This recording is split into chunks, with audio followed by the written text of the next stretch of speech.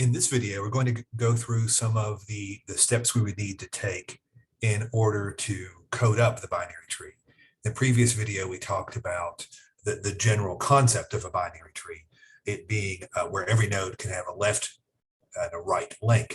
Okay. We also talked about the idea of a binary search tree, which enforces an ordering on the nodes as they're added. So you're not left having to figure out which way to go yourself, okay, which makes it a little easier to deal with, okay? So we're going to start with this idea of just the binary tree.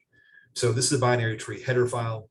As you can see, this is from the Malloc textbook, which apparently is out of print, sadly. So for this one, this is going to be a templated function, which means that we can do any type that we want, okay? So that's certainly something we've done before. And then we have this binary tree node again. So we have the info, which is whatever type that we make it, make the whole tree. And then we have the pointers to a node for that left link and the right link. Okay, so remember the definition, it's kind of a recursive definition of a binary tree, is that its children, the left and right children of the tree are also binary trees. Okay, so here we have they're doing it where they're putting the prototypes first, not the whole definitions. Okay, so in the public section, we have the reassignment of the equality of the assignment operator, okay, which we've seen before. We have, again, pretty typical for the data structures we've done, and is empty. Okay, we also have an in order traversal, which we talked about the traversals last time. Okay, so there's one function here that is going to be the outward facing version of that takes no parameters, okay? But in order to do any of these traversals, we're going to do them in a recursive fashion where we keep sending points to start or nodes to start with, okay? So for that, we're going to have other versions of this, okay? So here's another version that you can send at a specific point, okay? And what you want to do when you're there. So this allows us to create this visit function. But more importantly, the two parts of this, we have this in order function here. So this version takes no parameters. It's going to call this version. Okay. So this allows us to go through the whole thing. Okay. And similarly, we have the pre-order travel doing it in the same manner. Okay. We have the tree height, which also is going to be a recursive function. Okay. The tree count, the leave count, and destroy tree. Okay. We then have the copy constructor, the default constructor, and the destructor. As we know, we don't need anymore. So we'll get rid of that one. Okay. And then protective, we haven't talked about much. Protective is it offers more rights than a private would, certainly, but less than a public. So it allows for access to sub classes of the class, basically. Okay. So in private, we have the copy tree. We've used that idea before, okay, which is going to allow us we're going to use that to make a copy of a tree. We'll use that in the copy constructor and in reassigning the equality, or not the equality, the assignment operator. It's the equal symbol, okay? And then we have a destroy, okay? We have the in order, pre-order, and post-order, okay, which are, again, that take those pointers, so we can use those inside. We also have the height and the max and the node count and the leave count, okay, which all are private. They're used by the outward facing functions, which take no parameters, okay? It's a pretty common way to do things, okay? So we'll get through these, the functions here. Okay, so the first we have our default constructor here, okay, which it does nothing but sets the root to null. Okay, pretty straightforward there. And then as we've seen with other data structures, we have the isEmpty function, which just returns the value of is the root equal to null. Okay, if it is, then the tree is empty. If not, it's not. Okay, we don't have an is full because we're implementing this in memory, so we don't run out of room. There's no real good way to implement a binary tree in an array. So therefore, we're not going to worry about that. Okay, we're not going to add that functionality. Okay, we then have our in order traversal. Okay, this is the outward facing one, and note all it does is call the in order function. Okay, that's a private function. Okay, same thing with the pre-order and same thing with the post order. Okay, so no issues there at all. Okay, and then similarly, our outward facing functions, we have the tree height, which calls the height function. We have the tree count, which calls the node count function. And we have the tree leaves count, which call the leaves count function. Again, all of these take a node as a parameter, starting with root, and you couldn't do that if you were just calling it with no parameters. Okay. So we now have here the copy tree function. Okay. So the copy tree is going to be a binary, sorry, not a binary, it's a binary tree. It's going to be a recursive function. So again, if the other tree root that we're copying from is equal to null, then we're going to set the copy tree root to null. Else, we're going to create the copy tree as a new binary tree of the same type. Okay. We're going to copy the root info from tree to tree. And then we're going to copy again, or make another recursive call to copy tree with the links of both trees. Okay, and that will go through the left and then the right and copy all the things that we need. Okay, so here is the in order function. So this again gets called, it's a private function. It gets the call from the in order traversal that has no parameters, but this is going to start the first time with root. But whatever node that it started with, we're going to call P. Then we're going to say, as long as P is not null, we're going to recursively call the in order on the left link. Then we're going to print out what's there, and then on the right link. Okay, so this in order is the left visit right. Okay, and the others are going to work in more or less the same way. Okay. So we won't go through those, as again, they're more or less the same kinds of information. Okay. So here we are in overloading the assignment operator. Okay. So again, we're looking here. We've got some conditions. Okay. We're avoiding self-copy. If they're the same, we're just going to end it and return to this. Okay. But if the root of the binary tree is not empty, okay, we're going to destroy it. Okay, we're getting rid of, this is the from, okay, sorry, this is the to. If what we're moving to is not empty, we're going to get rid of that, okay, with the destroy function. Okay, if the other tree then is empty, then we'll make our new tree empty. Okay, if not, then we're going to call the copy tree function we talked about before, which is going to recursively go through and copy all those elements. Okay. We have our destroy function here, okay, which again, it's going to keep recursively calling destroy on the left link and the right link. And then when both of those are exhausted, it actually deletes the end of that chain, which then recursively goes back to the one before and will delete the tree as it goes along. Okay. So there's the outer facing destroy tree, which just calls it on root. Here's the copy constructor, which looks very much like the assignment operator. It's going to say if the other tree is equal to null, if it's empty, then we're setting root equal to null. If not, we're going to do that copy tree function there. Okay. And again, we no longer need, in this version of our compiler, we no longer need the destructor. In fact, it tends to give us trouble, so we're not going to do that. Okay. Here's the height function. Okay. If it's an empty tree, then of course the height's 0. If not, then we're going to call this max function on the height of the left link and the height of the right link. So this is going to keep recursively calling to figure out how many total levels there are to the tree. Okay. There's a max function, pretty straightforward, just returns whichever one's bigger. Okay. Here's the node count, and we'll note that the node count and the leaf count are left as exercises. Okay. So again, what we don't see in this one in particular is an insert. Okay. So you certainly could create an instance, create a program using the binary tree header file. Okay.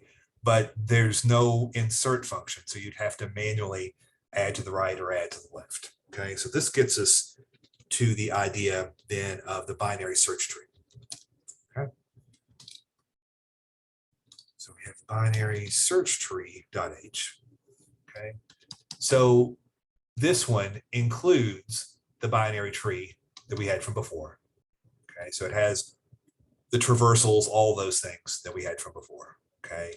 And because we want this to be able to access the root directly is why we made that a protected function. Okay.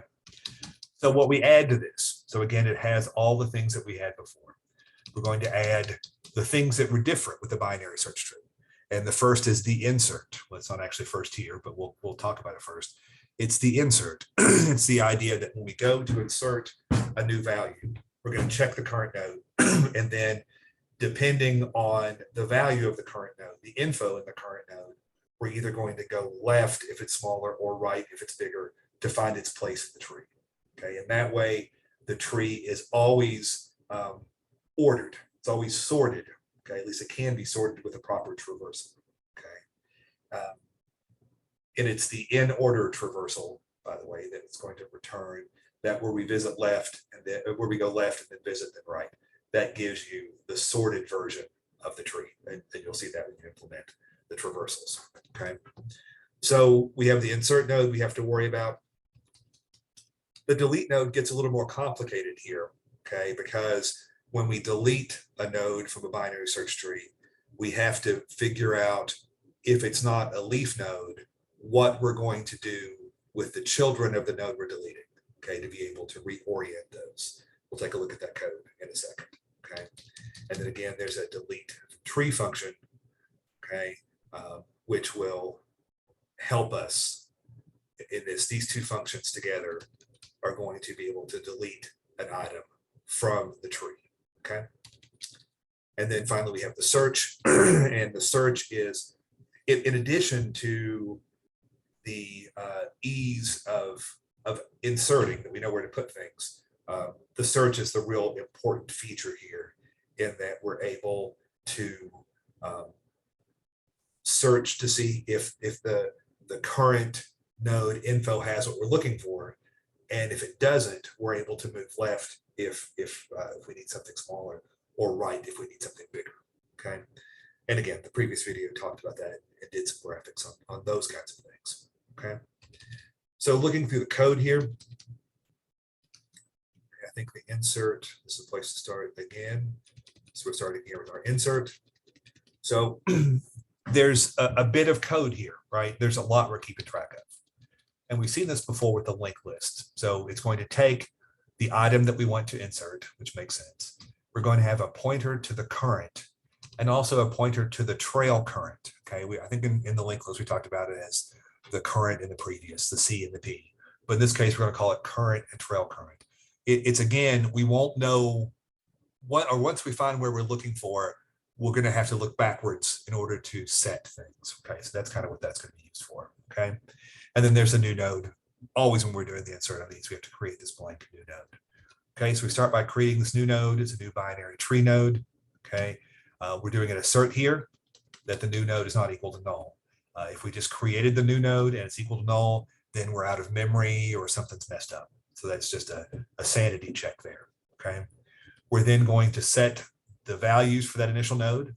Okay, we're going to let the info be whatever the insert item is. Okay, we're then going to have the left link and the right link be null for this new node. Okay, then we have to figure out where it's going to go in our existing tree. So we start by looking at if the existing tree is empty. If so, then the root points to the new node and we're done. Okay, if not, we're going to have to find a spot for it. Okay, so here we're setting the current node is going to be equal to the root. Okay, and then we're going to do a while loop here while we're not at the end, basically. Okay, so we're going to let the trail current be equal to the current we're then going to move forward on the current. Okay, so if the current item's info, so we haven't moved forward yet, if it's equal to what we're trying to insert, trees do not have multiple instances of items. Okay, so we're just going to say it's already there, don't need to do anything else. Okay, so we're now looking at if the current info on the one that we're currently at, remember we still have the trail pointing to the same node as well. If the current info is greater than what we're trying to insert, okay, which means the insert item is less, we're going to send current down the left link. So current is equal to L link. If not, we're going to send it to the right link. Okay, this is going to end the while. Okay, so this is going to go through until it finds an empty spot, which is where it should go. Okay, so then we're going to see if the trail current info, when it's done, is greater than the insert item. Okay, then we're going to create a new L link for that. Okay, with the new node. If not, we put it in the right link. Okay, so again, this while loop is going through the tree, finding the spot for this new node to go. If it finds that node, it tells you don't need to insert it, it's already there. Okay, then when it's at that correct node, okay, when it's got to go back one to the trail current to set that to either the left or the right. Okay, we can then look through the specifics of the search. Okay, so with the search, we're going to send along the search item, sometimes called a key. And we're going to start with the assumption, so we have a current that we're starting with, okay, that we're going to move through. And then we have our Boolean found is equal to false. This is a Boolean function. It's going to be either it's there or not. There's no idea of a position in a tree, so you don't really return that, okay? So if the root is equal to null, then of course we can't search an empty tree, okay? If not, we're going to start with current being the root. And then as long as we're not at the end, and as long as we haven't found it yet, we're going to go through to see if we find the search item at the current info. If so, then found is equal to true. Okay, that will get us out of the loop and get us to return true. Okay, if not, then we're going to check to see if the current info is greater than the search item. If so, we're going to move to the left, start over again. If not, we're going to move to the right and go through the loop again.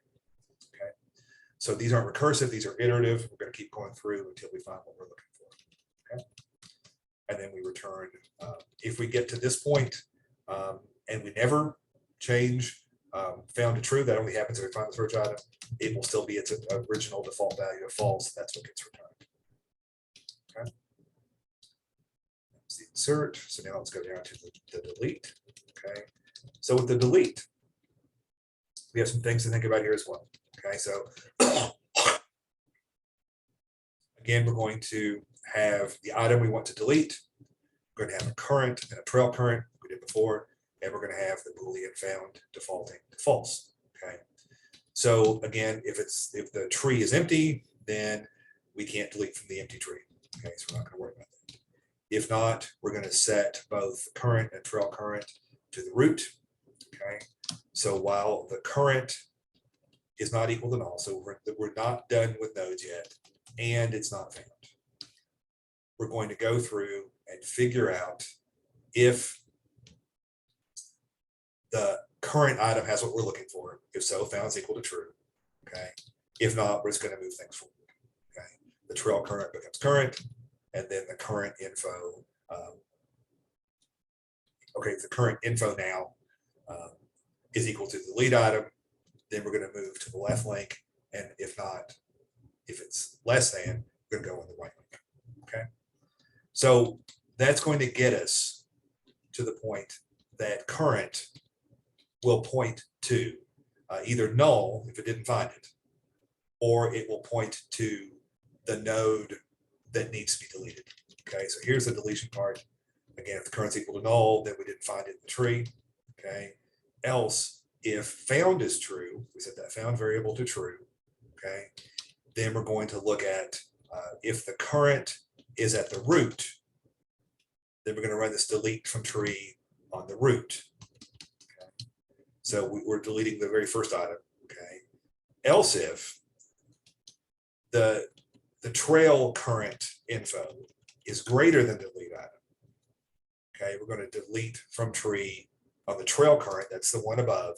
Okay, so we're going to delete the left link that points to the node we're on.